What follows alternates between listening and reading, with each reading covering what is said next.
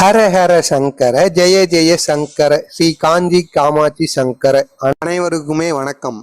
அதாவது பெரியவா அவர்கள் பக்தர்கள் நன்றாக இருக்க வேண்டும். முக்கியமாக அவர்கள் எந்த கடனும் இல்லை, அது மட்டும் அல்லாமல் பணத்தொல்லையும் இருக்காமல் இருப்பதற்கு அவர் நிறைய அறிகுறிகளும் எளிய எளிய பரிகாரங்களும் கூறியிருக்கிறார். அதே போன்று நமக்கு இன்றும் ஒரு பரிகாரத்தை அவர் கூறியிருக்கிறார். அதை பற்றி நாம் அந்த வீடியோவில் முழுமையாக காணப்போகிறோம். அதற்கு முன்பாக நமது சேனலுக்கு நீங்க புதிய பார்வையாளர் இருந்தீங்கன்னா சப்ஸ்கிரைப் பண்ணிட்டு பாருங்க.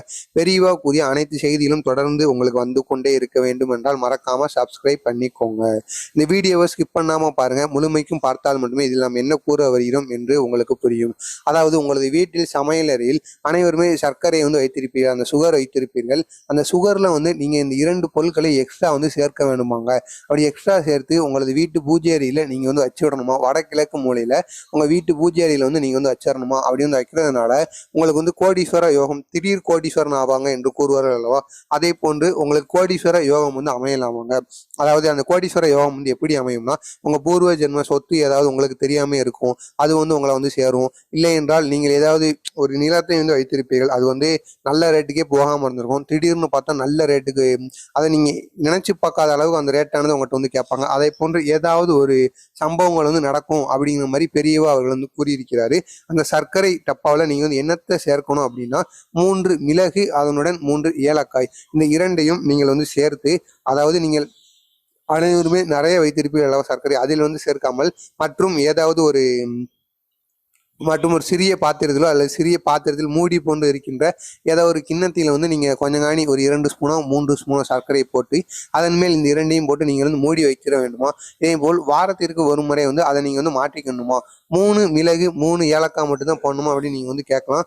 3 அதாவது இந்த இதை மட்டும் போடலாம். உங்கள்கிட்ட அதிகமாக இருந்தால் போட்டுக்கலாம், அது ஒன்றும் தப்பு கிடையாது.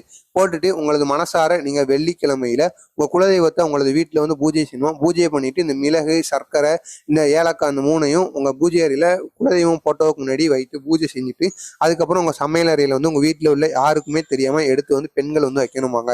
இதை பெண்களும் செய்யலாம், ஆண்களும் செய்யலாம். ஆனால் செய்யறவங்களுக்கு மட்டும்தான் இது எங்க வைக்கணுங்கிறது தெரியணும், மற்ற யாருக்கும் தெரியக்கூடாது அப்படிங்கிற மாதிரி பெரியவா அவர்கள் கூறியிருக்கிறார்கள். மறக்காமல் நீங்களும் உங்களது வீட்டில் இதை செய்து வாருங்கள். நீங்கள் ஒரு வாரம் மட்டும் இதை செய்துவிட்டு எனக்கு எந்த பலனுமே கிடைக்கல என்று கூறக்கூடாது. நீங்கள் தொடர்ந்து ஒரு 4 அல்லது 5 முறைகளாவது செய்துவார்கள். இதற்கான பலனானது வெற்றிகரமாக உங்களுக்கு அமையும்.